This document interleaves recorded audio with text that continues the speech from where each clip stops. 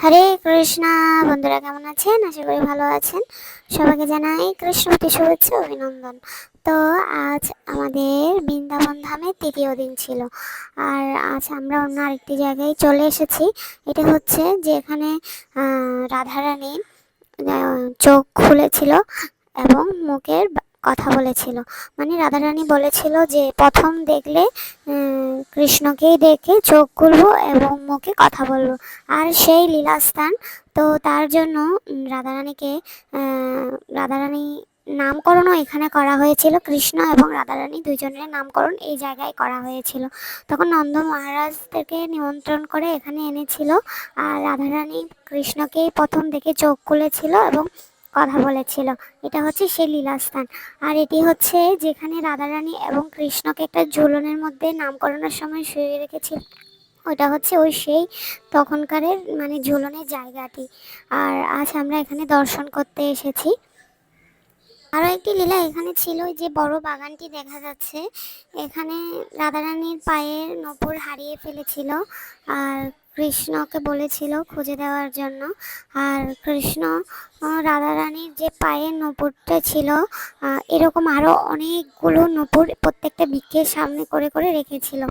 আর এখানে দুটো বৃক্ষ দেখা যাচ্ছে, একটা হচ্ছে রাধারানী বলেছিল, আর একটা হচ্ছে কৃষ্ণ এরকমই কিছু বলেছিল। আমাদের সাথে যে প্রভুটি ছিল, প্রভুটি বলেছিল। আর ওই একটি গাছের মধ্যে যে রাধারানী যে শাড়ি পরেছিল, মানে গুপি ড্রেস পরেছিল, গুপি ড্রেসের মানে যে কচিগুলো হয় অনেকগুলো, যে কচিগুলো এখানে দেখা যাচ্ছিল, কচিগুলো রয়ে গিয়েছিল। তো দর্শন করছিলাম, অনেক আনন্দ লাগছিল, অনেকে ভালো লাগছিল যে ভগবানের লীলা স্থান দর্শন করছি। হয়তো কোনো জন্মের স্বীকৃতি ছিল, তাই আজ বৃন্দাবন ধামে এসে আজ লীলা স্থানগুলো দর্শন করতে পারছি। তো আপনারা যারা আসতে পারেননি তারা দর্শন করুন, অবশ্যই বৃন্দাবন ধামে আসবেন, এসে দর্শন করবেন, আপনাদেরও অনেক অনেক ভালো লাগবে। তারপর আমরা আরেকটি জায়গায় চলে এসেছি। তো বন্ধুরা, আমরা এখন যে জায়গাটিতে এসেছি এটার নাম ছিল রমন রেথি। এখানে ভগবান শ্রীকৃষ্ণ তার সখা বন্ধুদেরকে নিয়ে এখানে খেলাধুলা করতেন। চলুন দেখে আসি এখানে কি কি দর্শন করা যায়।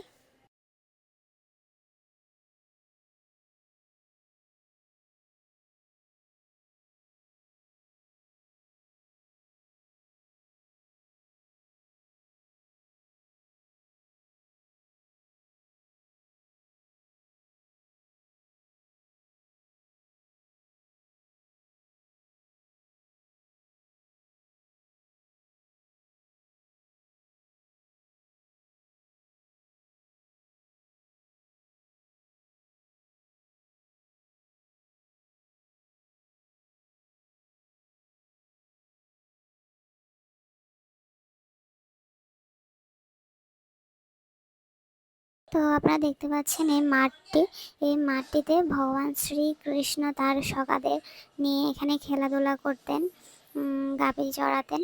তো দেখতে পাচ্ছেন, আসলে আমি অনেকবার মোবাইলে ফেসবুকে দেখতাম যে পরিক্রমাতে ভক্তরা যখন আসতো এখানে গড়াগড়ি করতো, সেই ধুলোগুলো পুরো শরীরে মাখতো। আসলে আমার তো অতটা সৌভাগ্য হয়নি, যার কারণে পুরোপুরি মাখা পুরো শরীরে মাখতে পারিনি, এমনি একটু একটু করে মেখেছিলাম। কারণ আমাদের হাতে সময় অনেকটা কম ছিল, কারণ আমাদের আরও অনেকগুলো তীর্থস্থান ছিল ভগবানের, যেগুলো দর্শন করতে যেতে হবে। তাই আমরা ওখানে লীলাস্থানগুলো একটু ঘোরাফেরা করি। আর এখানে অনেকগুলো গুরুকুল দেখা যাচ্ছে, এখানে অনেকগুলো গুরুকুল আছে, এখানে অনেকেই ভক্তরাই থাকেন এই গুরুকুলের মধ্যে। তারপর আমরা যে এখানে মেন বিগ্রহ দর্শন করতে চলে যাই।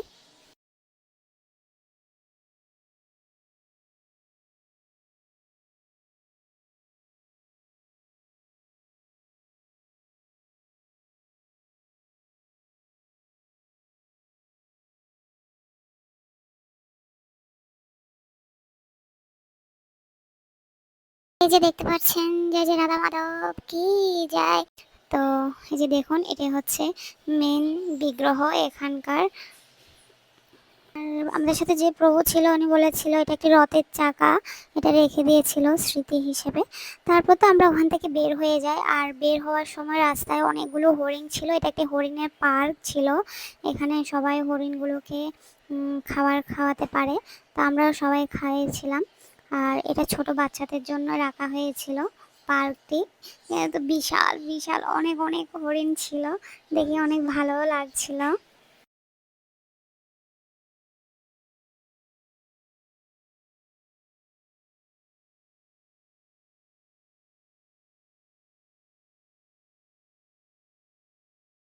তো আমরা এখন চলে এসেছি চিন্তাহারণ মহাদেব দর্শন করতে। কৃষ্ণকে যখন বিভিন্ন অসুররা আক্রমণ করতে আসতো, তো যশোদা মা অনেক চিন্তায় পড়ে গিয়েছিল, যার কারণে যশোদা মা চিন্তামণি হরণ মহাদেবের কাছে গিয়েছিলেন। তো তখন থেকেই ওটা চিন্তাহরণ মহাদেব নামেই হয়ে গিয়েছিল। আসলে হয়তো আমি অনেক কিছু জানি না, বা আপনারা জানেন। যদি আমার কোনো ভুল হয় বা আপনারা জানেন তাহলে আমাকে লিখে জানাতে পারেন।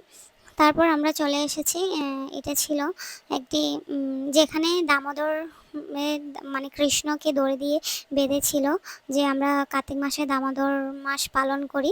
এটাই হচ্ছে মেন লীলাস্থান, যেখানে যশোদা মা কৃষ্ণকে একটি দড়ি দিয়ে বেঁধে রেখেছিল, ওই সেই লীলাস্থানটি। তো ওখানে ভিডিও করা নিষেধ ছিল, তো আমি বাহির থেকে একটু একটু করে করেছিলাম। তো এটাই ছিল সেই লীলাস্থান যেখানে যশোদা মা কৃষ্ণকে বেঁধেছিল। আর ওই যে এটি ছিল যশোদা মা একটি ছোট বিগ্রহ। এই এই জায়গার মধ্যেই যশোদা মার একটি ছোট বিগ্রহ আছে। আর আরেকটি জায়গা ছিল, ওখানে ভিডিও করা নিষেধ ছিল, যার কারণে ভিডিও করতে পারিনি, যেখানেই মানে দড়ি দিয়ে বেঁধে রেখেছিল। আসলে একটি প্রভু গিয়েছিল আমাদেরকে লীলাগুলো বলার জন্য। একদিনে আমরা এত কিছু দর্শন করেছি, কিছু মনে রাখতে পেরেছি, কিছু ভুলে গিয়েছি। তো এরপর সব কিছু শেষ করে দর্শন করে আমরা চলে এসেছি গোবিন্দাসে, কৃষ্ণ বলরাম মন্দিরে। সবাই সারাদিন যেহেতু প্রসাদ পেয়েছি, অন্য খাওয়া হয়নি, তো আমরা এখানে প্রসাদ পেতে বেশ বসে গিয়েছিলাম। আমাদের প্রসাদ চলে এসেছিল, নান, রাইস, ডাল আরও অনেক কিছু এসেছিলো। তো আমরা প্রসাদগুলো পেয়ে নিয়েছিলাম। তো আজকের ভিডিওটি এতটুকু। তো আপনাদের কাছে অনুরোধ রইল, আপনারা যদি জেনে থাকেন আমাকে অবশ্যই জানাবেন। আমাকে বলেছিল একটা মানে আমাদেরকে লীলাগুলো ওখানে বলা হয়েছিল, কিন্তু আমি কিছু কিছু মনে রাখতে পেরেছি আর কিছু কিছু মনে রাখতে পারিনি, যেহেতু আমাদের একদিনে অনেকগুলো লীলাস্থান দর্শন করা হয়েছে। তো আজকের ভিডিওটি এতটুকু। হরে কৃষ্ণা।